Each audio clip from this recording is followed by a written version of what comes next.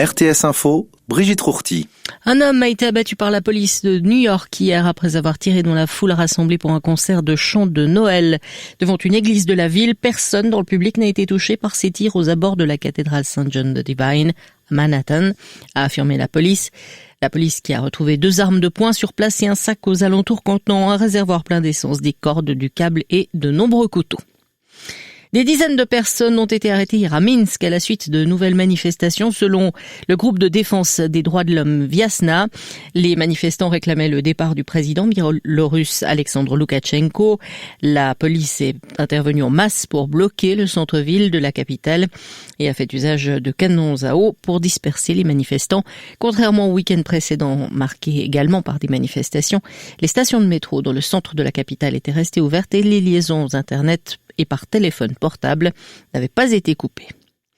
Emmanuel Macron rencontre aujourd'hui la Convention citoyenne pour le climat pour des échanges qui s'annoncent vifs sur fond de tensions autour d'un éventuel détricotage de leurs propositions pour lutter contre le réchauffement climatique. Ce 3e rendez-vous depuis le début de l'année sera, selon l'entourage présidentiel, l'occasion d'une discussion franche et directe entre le président français et les 150 membres de la Convention.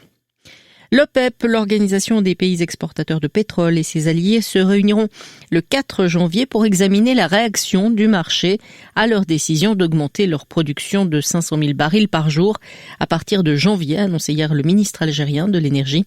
Il s'exprimait à l'issue d'une réunion virtuelle de l'Organisation des pays arabes exportateurs de pétrole.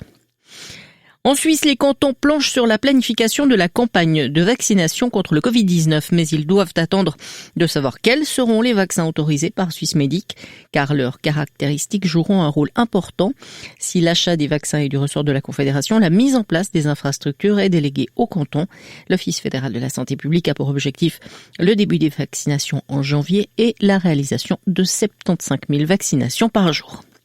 En tennis, enfin, Roger Federer fera-t-il bien comme prévu sa grande rentrée lors de l'Open d'Australie?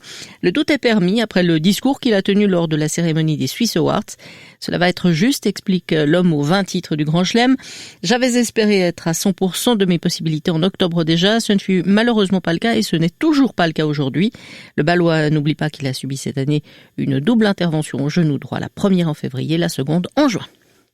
Le soleil jouera à cache-cache entre grisaille matinale et passage nuageux aujourd'hui. Il fera doux en montagne, 4 degrés à 2000 mètres, 5 à 8 en plaine.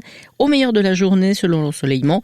Nouvelle perturbation ce soir avec des précipitations dans la nuit. Demain, ciel souvent très nuageux. Il pleuvra du Jura aux Préalpes. La limite de la neige s'abaissera de 2000 à 1400 mètres en fin de journée. Vous écoutez RTS Info, prochain point sur l'actualité à 5 heures.